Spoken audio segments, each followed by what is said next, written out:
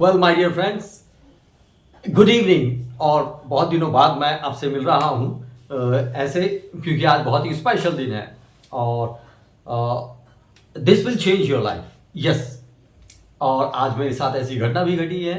मैं well, this is Kamal Khan बिटले, your inspire, empower, motivator, helper, coach, guide, mentor and fastest solution psychologist in your life's biggest achievement, biggest success and biggest happiness. Yes, my dear friends.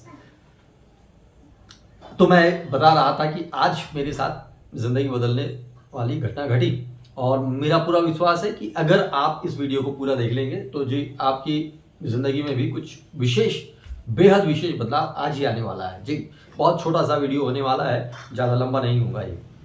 Well, तो आज मैं जैसा कि आप लोग जानते हैं कि I am a principal in an organisation और this is a very famous organization in fact for development of students. तो आज क्या होता है कि मैं यहाँ से 25 किलोमीटर्स अवे जाता हूँ अपने ऑर्गेनाइजेशन में और वहाँ से लौटकर यहाँ आता हूँ बालाघाट। तो हुआ ये कि जब मैं जाता और आता हूँ तो मुझे बस लेना होता है और बस में ऐसा होता है कि मुझे जगह मिल जाती है। आज भी ऐसा ही हुआ जब मैं लालबर्रा से आ रहा था अपने होम प्लेस पर, होम टाउन में, और मैं बस बैठा और बस मुझे तो सीट मिल गई और बस खचाखच भरी हुई थी। और अब थोड़ी दूर चले और उसी समय जो है मेरे senior is a senior principal in excellence school, वो चढ़े। उनके लिए कोई भी जगह नहीं थी। मैंने देखा कि वो खड़े थे, he was a real gentleman और वो पूरे धैर्यपूर्वक खड़े थे। मैं अचानक उनके पास गया और कहा कि सर आप यहाँ बैठ जाइए। और उन्होंने कुछ सकुचाते हुए कहा कि नहीं कमलकांत, आप ही बैठिए। और मैंने कहा सर, एक सीनियर प्रिंसिपल के सामने जूनियर प्रिंसिपल बैठे शोभा नहीं देता, आप प्लीज बैठिए। और जब वो बैठ रहे थे तो वो बहुत ही आभारी थे और थोड़ा संकोच भी अनुभव कर रहे थे। But I was feeling very good और मैं खड़ा हो गया और मुझे बहुत अच्छा लग रहा था कि मैंने किसी की मदद की।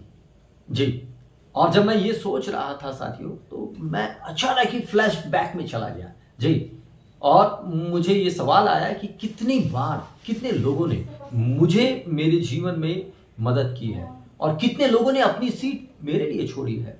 हाँ साथियों, मुझे बचपन की वो घटनाएं याद आ गई जब मेरे मामा, हम यहाँ से नागपुर जाया करते थे, नियरली 200 किलोमीटर्स डिस्टेंस, और बस खचाखच भरी होती थी और वो मुझे एक जगह बिठा दिया करते थे और खुद खड़े खड़े जाते थे।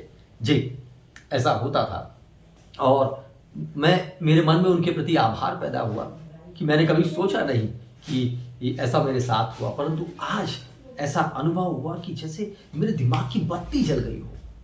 ये तो एक इंसिडेंट था मेरे मामा के साथ और इसके अतिरिक्त भी बहुत सारी चीज़ें याद आती है कि कितने सारे लोगों ने अपना अधिकार मेरे लिए छोड़ा है। कितनी बार ऐसा हुआ शादियों में या ऐसी जगह जहाँ पर बहुत भीड़ होती है, मेरे दोस्तों ने मुझे पहले प्राथमिकता दी भोजन कराने के लिए, खुद बाद में खाया भी नहीं भी खाया।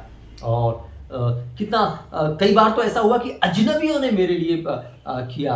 अभी यहाँ से लगभग आज से 10 से 15 साल पहले की बात है।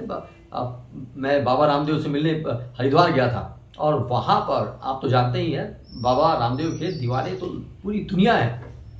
वहाँ जब गया तो मैं अकेला ही था और बहुत भीड़ थी और वहाँ से ये एक वीक तक चलने वाला ट्रेनिंग प्रोग्राम था, स्पेशल योग गुरु बनाने वाला, और मैं वहाँ अटेंड हुआ। और चूंकि देश से बहुत सारे लोग आ गए थे, इसलिए ऐसा माना जा रहा था कि जितने आए हैं उसमें से आधे लोगों को वापस जाना होगा और वहाँ रजिस्ट्रेशन करना पहले जरूरी था। इतनी भीड़ थी और मैं नहीं कर पा रहा था, किंतु मेरे शहर के ही एक मिस्टर रंगलानी थे, बहुत बुजुर्ग थे, उनकी उम्र लगभग उस वक्त 70 साल रही होगी। उन्होंने मेरा कार्ड लिया और पूरी भीड़ में घुस गए और मेरा रजिस्ट्रेशन करके लाए।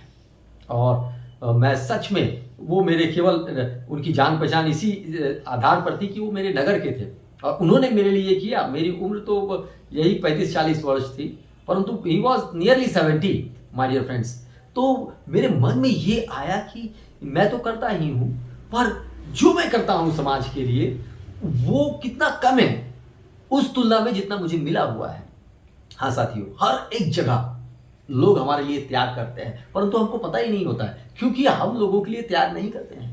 और जब हम थोड़ा सा भी करते हैं और जब हम उस पर रिफ्लेक्ट करते हैं, एक अल्प विराम लेते हैं, यस माय डियर फ्रेंड्स, अल्प विराम, साइलेंस टाइम लेते हैं, कुछ जादू सा होता है जी, कुछ जादू सा होता है। और माय डियर फ्रेंड्स, ये जब घटना घटी, आई वॉज मतलब मैं सारे लोगों के प्रति, अपने जीवन में आए उन सभी लोगों के प्रति कृतज्ञ हुआ जिन्होंने मेरे लिए दुख सहा। और दुख सहने का तो सिलसिला उसी समय से शुरू हो जाता है जब हम पैदा होते हैं।